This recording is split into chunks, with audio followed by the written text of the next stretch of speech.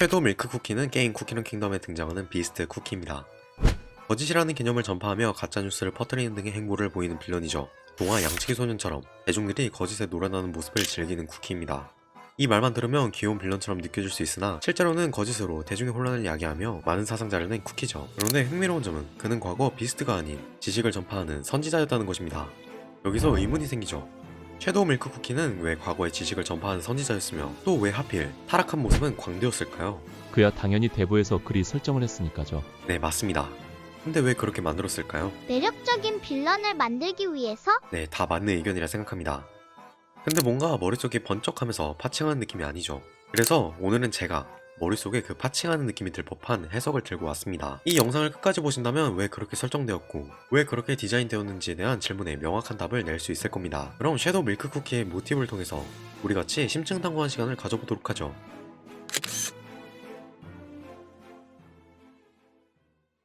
섀도우 밀크 쿠키의 서사는 먼 과거로 거슬러 올라갑니다. 모든 지식을 관장하던 선대 영웅 쿠키. 쿠키들에게 이 세상에 대한 지식을 널리 전파했죠. 하지만 다양한 쿠키가 있는 만큼 되려 거짓을 원하는 쿠키들도 존재했습니다. 무엇보다 지식에는 거짓이라는 이면이 따라붙죠. 정확히 어떤 연유로 타락한 것인지는 알 수 없지만 추측해보자면 지식을 전파하는 과정에서 거짓을 원하는 쿠키들을 수없이 마주했으며 그들로 인해 혼란스러워진 정체성과 지식을 이해하지 못한 쿠키들보다 자신이 더 고결하다는 교만에 빠져 타락한 것으로 보입니다. 그렇게 결국 섀도우 밀크 쿠키는 현재 우리가 아는 혼란을 야기하는 비스트라고 불리게 되었죠. 여기서 우리는 이 서사와 비슷한 인물을 성경에서 찾아볼 수 있습니다. 네, 바로 루시퍼입니다. 루시퍼는 모든 지식을 관장하였고 하느님 다음으로 높은 지위에 있던 대천사였습니다. 하지만 루시퍼는 고귀한 자신이 신이 되어 마땅하다는 생각을 품고 있었습니다. 그리고 신이 되고자 하는 교만에 발을 들였고 천사의 3분의 1을 이끌고 반역을 일으켰죠. 이를 하늘의 전쟁이라 일컫습니다. 근데 루시퍼는 하늘의 전쟁에서 패했으며 하늘에서 추방당하게 되었죠. 그리고 원래 빛을 나르는 자 루시퍼라는 이름이 아닌 대적자 사탄으로 불리게 되었습니다. 이후 루시퍼는 에덴 동산으로 향해 이브에게 선악과를 건넸습니다. 그리고 그의 모습은 교활한 뱀의 모습이었죠.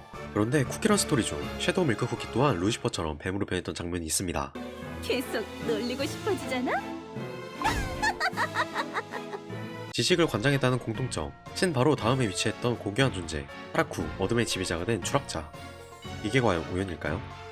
루시퍼는 타락한 후 지옥의 왕이 되어 인간들을 타락시키고자 했습니다. 물론 이는 섀도우 밀크 쿠키도 마찬가지였죠. 그런데 루시퍼에게서 찾아볼 수 없는 점이 섀도우 밀크 쿠키에게 있었습니다. 바로 외로움입니다. 여기서 우린 또 다른 모티브를 찾아볼 수 있죠. 바로 실망과 배신의 주인공, 가룟 유다입니다. 가룟 유다는 당시 핍박받던 유대인이자 예수의 12제자 중 동관리를 맡았던 한 명이었습니다. 예수와 함께 3년간 생활하며 기적을 목도하고 진리를 배웠던 사람이죠. 그리고 내심 예수가 유대인들을 해방시켜줄 것이라고 생각했습니다. 하지만 예수는 권력에 관심이 없었고 그 모습에 가룟 유다는 유대인들을 해방할 수 없겠다고 생각합니다. 가룟 유다는 이에 실망했고 돌이킬 수 없는 선택을 하게 되죠. 겨우 은하 30립, 노예 한 명가 정도 되는 푼돈에 자신의 스승인 예수의 위치를 팔고 그가 체포되도록 하였습니다. 그런데 우린 여기서 흥미로운 점을 찾을 수 있습니다. 가룟 유다는 예수의 위치를 판 자신의 행동에 주체할 수 없는 죄책감을 느끼며 스스로 생을 마감했습니다. 여기서 섀도우 밀크 쿠키는 과거 신의 뜻을 거스르고 거짓의 쿠키로 타락했는데 이는 사실상 선지자였던 지식의 우유가 스스로 생을 마감했다고 이어볼 수 있겠죠. 스토리에서 퓨어 바닐라 쿠키 언급으로 우린 섀도우 밀크 쿠키가 외로운 쿠키란 걸 알 수 있었습니다. 우린 이 점과 가룟 유다를 연관지어 볼 수 있습니다. 섀도우 밀크 쿠키는 가룟 유다가 죄책감을 주체할 수 없던 것처럼 외로움을 주체할 수 없던 것이죠. 그래서 그 외로움을 해소하고자 퓨어 바닐라 쿠키에게 집착했던 것입니다. 무엇보다 자신이 따르던 일을 배신하고 주체하기 힘든 감정이 흉터가 된 구도. 이 서사의 구도가 정말 절묘하네요. 자, 여기까지 그가 왜 지식의 선지자였으며 타락했는지를 봤습니다. 그런데 진짜 핵심 질문이 남았죠. 왜 하필 타락한 후의 모습이 광대였을까요? 섀도우 밀크 쿠키는 중세시대, 특히 마녀사냥이 활발했던 시기에 많은 영향을 받았습니다. 마녀사냥은 사람 한 명을 억울하게 몰아붙여 끝내 사형시켰던 거짓을 대표할 수 있던 사건이었죠. 명확한 증거가 아닌 거짓된 증언만으로도 재판을 열었으며 사형된 사람의 재산을 법정 사람들이 나눠갖는 상당히 비이성적인 재판이었습니다. 거짓으로 수많은 희생을 낳은 섀도우 밀크 쿠키의 행보에 걸맞는 사건이라 할 수 있죠. 그런데 비슷한 시기에 마녀사냥과 반대되는 궁정왕대가 성행했는데요. 궁정왕대는 왕과 같이 고위계층 사람들에게 해악을 섞어 비판하던 사람들로 왕권에 맞서지 않으면서도 진지를 직접 전달하던 사람들이었습니다. 어째 광대가 낸 섀도우 밀크 쿠키와는 반대되어 보이죠. 오히려 그가 지식의 우유였을 시점과 더 연관이 있어 보입니다.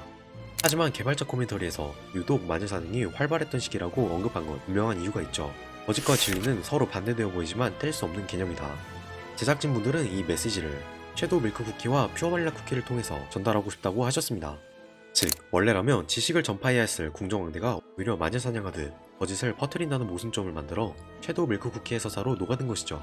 섀도우 밀크 쿠키 또한 과거 자신의 이익을 위해 거짓을 말한 쿠키들을 수없이 봐왔을 테니 최종적으로 섀도우 밀크 쿠키는 거짓을 원하는 쿠키를 마녀사냥하듯이 풍자하는 궁정왕대라고 볼 수 있을 것 같습니다.